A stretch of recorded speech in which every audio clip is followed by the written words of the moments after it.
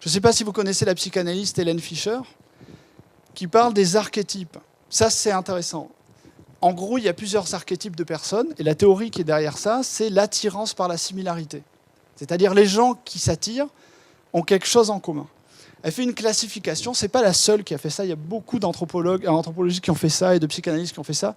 Ça peut se diviser jusqu'à 12 archétypes. Elle a divisé en 4 parce qu'elle a trouvé que chaque archétype était connecté à une zone du cerveau qui était très différente. La dopamine, la testostérone, l'estrogène et puis l'autre, je ne sais plus, la sérotonine. Donc les 4 archétypes, c'est les builders, les négociateurs, les explorers et les directeurs. Ce que Domenico montrait tout à l'heure, c'est que le gars dans la salle qui n'est pas content parce qu'il a vu quelque chose de nouveau, lui c'est un builder. Les valeurs du builder sont les règles et ce qui est conservateur. Donc lui, il ne supporte pas voir un mec qui fait du rock d'un seul coup alors qu'il était en train de jouer à lui, c'est pas possible.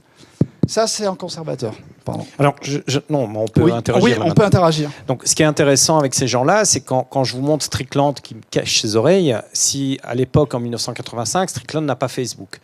Ce qu'il faut savoir, c'est que ce qu'on partage sur les réseaux sociaux, sur Facebook, c'est ce qui nous fait réagir. Donc, en fait, quand on a, en anglais, on dit when we care, we share. Donc, si quelque chose, vous vous souciez de quelque chose, que ce soit en termes positifs ou négatifs, donc si ça vous rend anxieux ou si ça vous rend content, vous allez le partager. Donc, imaginez ce qui va se passer, c'est que la vidéo du concert de Marty que quelqu'un a filmé avec son téléphone.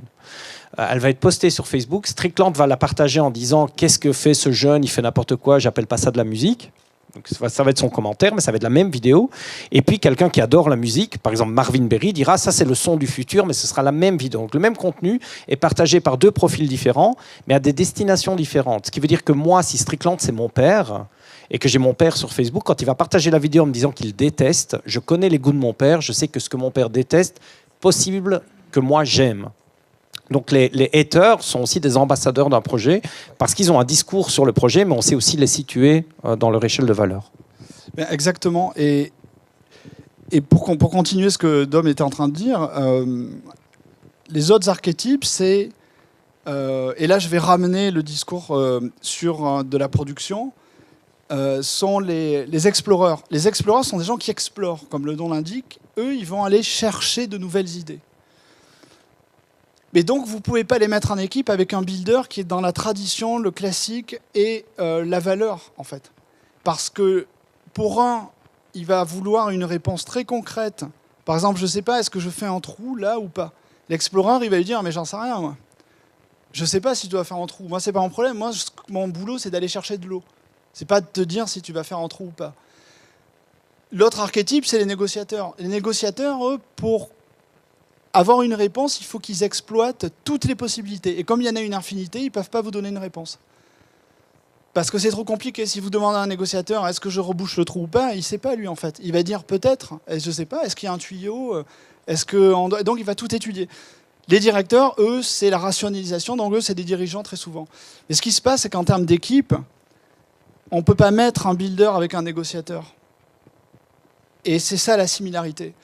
Et cette chose-là se retrouve, comme disait Domenico, dans les communautés et les fans, en fait. Et vous allez avoir un feedback qui vient de ça. Et globalement, nous, ce qu'on fait, on a fait avec Urbans, on était dans l'exploration. Et les gens, comme il parlait des haters, les gens qui ont réagi par rapport à ça, ça donnait une information qui était très intéressante.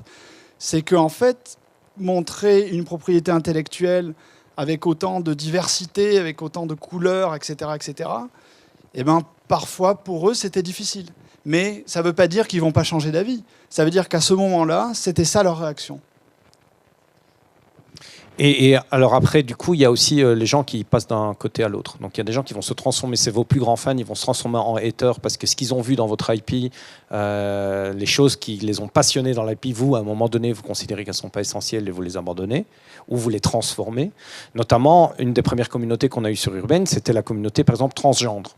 qui disait attention, la série parle de sexualité, parle de genre, parle de rapport entre différents genres, mais nous qui sommes transgenres, on se situe où? Donc enfin une série qui va aborder ces questions-là, etc. Or que nous, le transgenre, c'était quand même pas non plus le personnage principal de Urbens. Donc eux ont porté un peu la série et le projet au pinacle en disant voilà une série qui parle de nos valeurs, etc. Et puis quand on a commencé à rationaliser un petit peu, à diviser un petit peu, ils s'y sont plus retrouvés et c'est devenu des haters assez farouches, notamment sur des réseaux sociaux qui sont propices à ça, c'est-à-dire par exemple Tumblr, où les communautés transgenres sont très fortes sur Tumblr.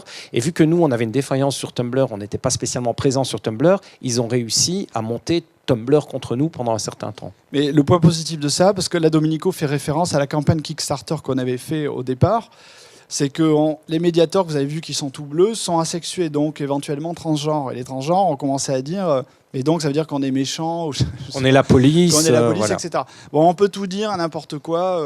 On peut ouvrir tous les débats. Est-ce que les transgenres doivent avoir une seule toilette ou deux, comme en Thaïlande versus les États-Unis? Enfin, il y a tous les débats possibles et inimaginables.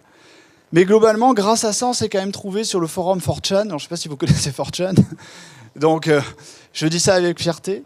Mais on s'est retrouvé donc sur 4chan et puis finalement ça a été quand même très bénéfique, mais c'est vrai qu'il faut être, quand on s'adresse à sa communauté, si vous vous adressez à des gens qui ont 14, 15, 16 ans et qui sont dans ces problématiques-là en fait de genre, vous vous adressez à des gens qui sont très sensibles en fait. Donc on ne sait pas quand on répond à quelqu'un par internet ou quand on communique avec lui comment est cette personne, qu'est-ce qui se passe dans sa tête, etc. Donc ça demande quelqu'un qui est assez expert dans ce type de communication pour faire la communication du projet. Et on se rend compte aussi que le projet, il n'existe pas pour ces gens-là. Il est faible au niveau de la narration pour ces gens-là, tant que ces questions-là ne sont pas résolues, même si elles sont résolues sur le mode de la science-fiction. Si vous prenez Blade Runner, les réplicants, dans Blade Runner, on connaît tous des réplicants quand on a fini de voir. Évidemment, on se pose encore des questions sur eux, mais on sait comment ils sont conçus, on sait comment ils fonctionnent émotionnellement, on sait qu'ils peuvent évoluer, qu'ils ne sont pas arrêtés en tant que robots, et on sait surtout qu'il y a des humains qui ne le savent même pas qu'ils sont réplicants. Et donc ça, du coup, ça ouvre plein de pistes sur l'univers, puisqu'on se dit, est-ce que le personnage principal ne serait pas aussi un réplicant? Tel personnage, on fait un gros plan sur son iris, est-ce que c'est pour dire qu'il est réplicant? Ça ouvre plein de questions, et en fait, ça ouvre votre story world, mais dans des règles qui sont celles que vous avez posées au départ et que les fans vont accepter. Donc à un moment donné, si on ne dit pas que les personnages sont transgenres, mais qu'on dit qu'ils sont médiateurs, dans la tête des transgenres, on veut dire, attention, ce n'est pas des transgenres, c'est des médiateurs. Peut-être je vais pouvoir m'identifier à une certaine partie du personnage, mais je ne suis pas 100% stigmatisé sur ce personnage. Donc c'est des gros défis pour les auteurs, et c'est bien de faire remonter justement ce feedback du cœur de cible vers les auteurs pour qu'ils puissent aussi épaissir leur univers et le rendre beaucoup plus tangible. De toute façon, c'est pas un hasard si dès que toutes les séries elles sont quand même écrites avec il y a beaucoup de psychanalyse derrière. Il y a quand même une armée de gens qui comprennent bien les comportements sociaux et qui sont derrière tout ça. Et ça, quand vous êtes juste un artiste, que vous avez juste une idée à développer, eh ben, c'est pas trop votre travail de faire ça. Parce que quand on design, on pense pas à ça, en fait, forcément.